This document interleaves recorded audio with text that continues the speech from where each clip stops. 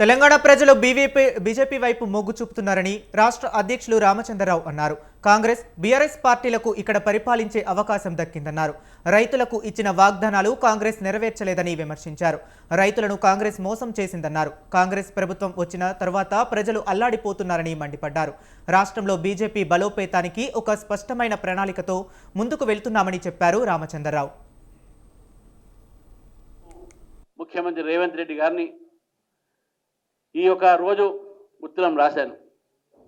వారు చేసినటువంటి ఒక వాగ్దానాలు గతంలో ఎన్నికల సమయంలో మేనిఫెస్టో తీసుకొచ్చి ప్రజలను తప్పుదారి పట్టించి ప్రజలకు అనేకమైన వాగ్దానాలు చేసి రైతులకు వాగ్దానం చేసి విద్యార్థులకు వాగ్దానం చేసి 6 గ్యారంటీలు చెప్పి 420 వాగ్దానాలు చేసి ఏం చేసింది ఈరోజు ఈ కాంగ్రెస్ ప్రభుత్వం అని చెప్పేసి నేను ప్రజలు ముందు నేను ఈ ప్రభుత్వాన్ని అడుగుతున్నాను.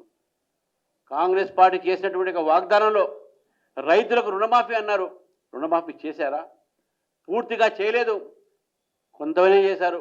దాదాపు 2 సంవత్సరాలు అయినటువంటి ఈ ప్రభుత్వము ఇప్పటి వరకు చేసింది ఏంది అని అంటే, ప్రజల ముందు వచ్చి మీడియాకు ముందు వచ్చి నా దగ్గర డబ్బులు లేవు, ప్రభుత్వం బికారీ అయిపోయింది, భిక్షం అడుక్కునే పరిస్థితి ఉంది, మీరే చెప్పండి, మీ యొక్క ఉద్యోగస్తులకు జీతాలు ఇచ్చే పరిస్థితి కూడా ఈ ప్రభుత్వానికి లేదని చెప్పి ప్రజల ముందు సిగ్గు లేకుండా ఏడ్చేటటువంటి ఒక ప్రభుత్వం ఇది.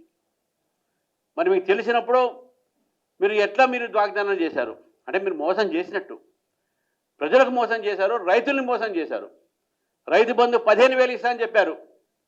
ఇప్పటి వరకు ఇచ్చింది 2 దఫాలు కేవలం 6,000. అది కూడా లోకల్ బాడీ ఎలక్షన్స్ వస్తున్నారు కాబట్టి ఇస్తున్నారు.